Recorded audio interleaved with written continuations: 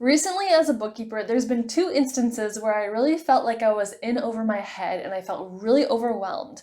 And this brought back a lot of feelings to when I first became a bookkeeper. And so I thought it would be helpful to you guys as you're probably starting your bookkeeping business or getting on that path to tell you like the four kind of steps I went through when I was feeling that really overwhelming feeling. My name is Morgan from FinePoints.biz, and my goal is to help you guys get organized. I have lots of bookkeeper videos on my channel, so make sure you subscribe for free as well as give this video a thumbs up.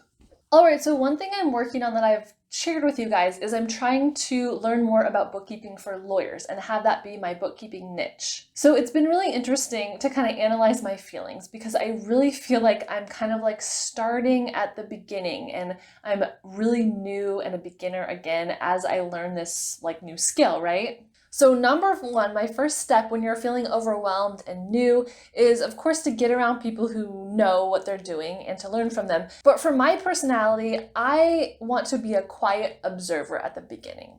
And this might vary depending on you and your personality, but I just have joined this group and I've just basically been listening and taking things in for a while now, for like since the beginning of the summer. So like months, so like 4 to 5 months. So I'm just like listening, I'm getting the vocabulary, a lot of things that they talk about in this group, I just feel like they're light years ahead of kind of where I am in my knowledge of this particular niche. So they're describing like client cost advances and how Clio like hooks up to QuickBooks and like all these things.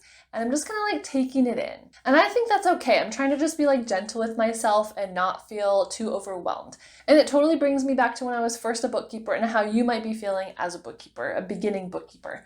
So try to just find a community, whether it's listening in on like my YouTube channel or other YouTube channels, or if you can like read Facebook groups or anything like that, just to kind of like get your feet wet. All right, and then the second step I have is find a safe space to ask questions, like maybe questions you feel like are dumb questions or like newbie questions.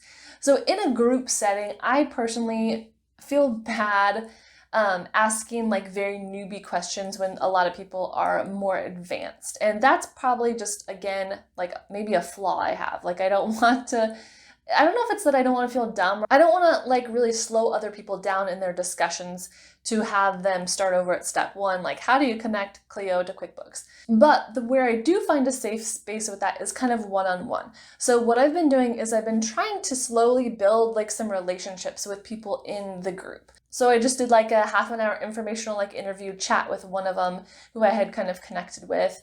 And then another person, she was doing like a job and she needed extra help. So I was like, hey, can I help you out with this like job?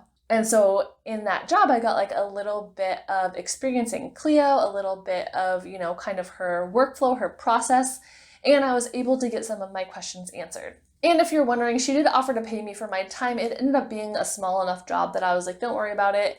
It was just a good learning experience for me. And then I feel like actually right now I'm kind of like on step 3, which is to start just learning and taking it slow and learning step by step and researching. So I'm going to get on YouTube pretty soon. I'm just going to watch hours and hours of like bookkeeping for lawyers and figure out what 3-rate reconciliation is and how different people deal with trust accounts and if they put all the clients on the chart of accounts or if they use them as customers. Because at the very beginning, I didn't know what I didn't know. But now that I'm a part of this group and I've got a little bit of experience, I kind of understand what questions to research. So now I can start getting some of my questions answered through research or through talking to people again in this group. I'm also on the lookout for resources for like, maybe I wish there was like this class I could take that was like step by step on how to be a bookkeeper for lawyers. I haven't found that exact class. If I end up like being a rock star at this and figuring it out really well in a couple of years, maybe I'll make that class for you guys. But, you know, I'm just on the lookout for resources and people that I need to talk to and experts in that particular field. If you know of anything like that, definitely leave it in the comments for me. That would be really helpful. All right, and then step 4 is just at some point you have to jump in. So at some point I am going to get into Clio, which is the practice management tool, the billing tool for lawyers is called Clio. I didn't explain that, but I'm just going to get into Clio and get into QuickBooks and connect them. And then maybe I'll call the Clio help people. That would be another great resource. But I just need to jump in and start getting my feet wet, but just start gaining that experience little by little. And then that is also going to build my confidence. And another instance that came up recently that kind of like shook my confidence again was kind of like an acquaintance asked me to help out to train their bookkeeper, their office person, and kind of do like a cleanup because they needed some processes in place. And I was like, sure, I'll look at it with her. I'm happy to kind of like lend my expertise a little bit. And so I was on a Zoom call with this person and she was brand new. She was really smart and capable, but she didn't really know bookkeeping. And I was looking at their QuickBooks file, which had a lot of catch-up work to do. There was some things that were kind of messy or that I didn't understand right off the bat, a lot of old transactions, a lot of stuff that needed to be applied to certain invoices.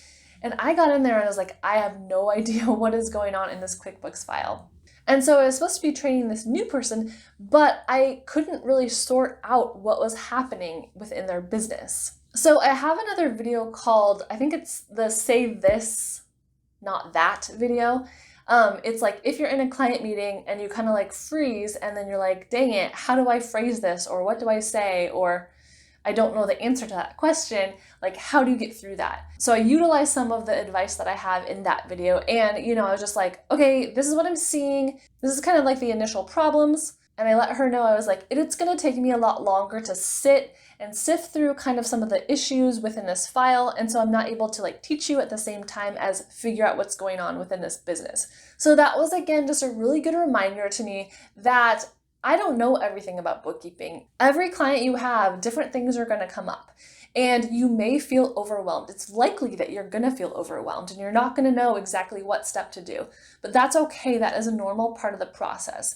So anytime you can just kind of like take that step back, go back into learning mode with some of those 4 steps that I mentioned, go back into the observation, then the learning, then kind of like the research, and then just dive in. Those steps hopefully will help you out at every different area of your bookkeeping business. So I don't know if this video was helpful. I feel like maybe it ended up being a little bit random, but I'm really hoping that some of these things are an encouragement to you as you feel overwhelmed in your bookkeeping business. Let me know in the comments what other videos you'd like to see if you like this kind of thing, where I just like more of a story time and like talking to you about my business, or if there are specific QuickBooks tutorials or anything like that that you are wanting to see. Thank you guys as always for watching and subscribing and liking my videos. I really appreciate you so much, and I will talk to you again next week. Thanks.